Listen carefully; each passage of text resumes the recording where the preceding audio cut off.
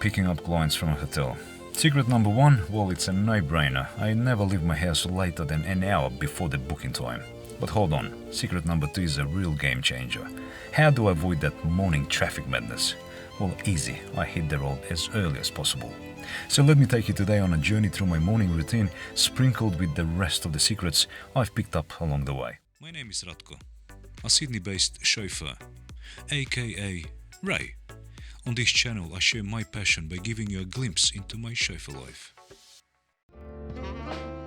It was 6 o'clock in the morning when I left my house, so all 600 sharp. The early bird gets the worm, or in this case, the client. Just after the sunrise, and at the moment I'm driving on the way to Sydney in order to pick up a client from one of the major hotels at 7 o'clock.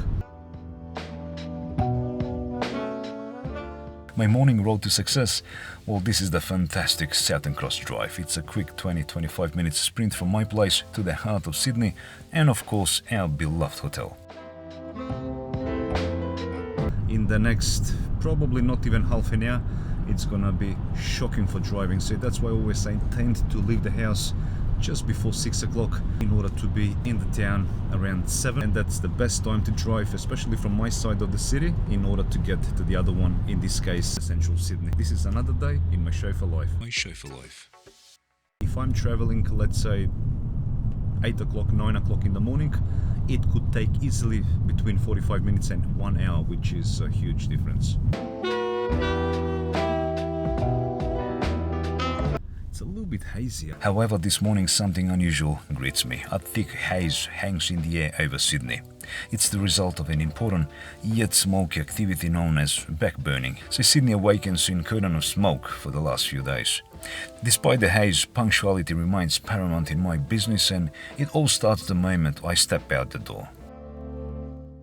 I get off the freeway at the place called Zetland, and from there it's a smooth sailing.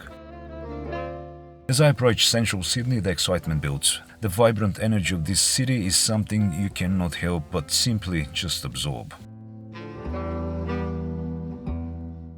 Driving down Oxford Street in the suburb called Darlinghurst, you will find yourself in a dynamic and vivid place with lots of shops and nightclubs. It's like party that never ends.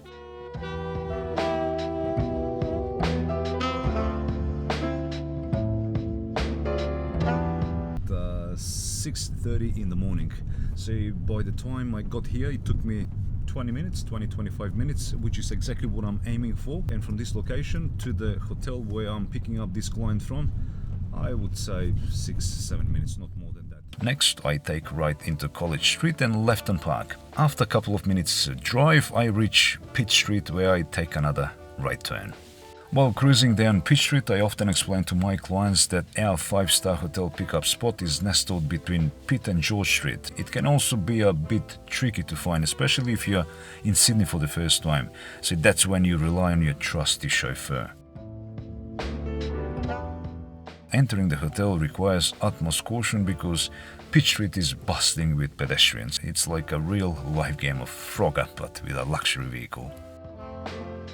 This hotel is strategically located in the heart of Sydney, right next to the light rail tram network and the iconic Queen Victoria building. This building is known for its old-fashioned charm and variety of shops inside, making it quite popular among tourists and also locals alike.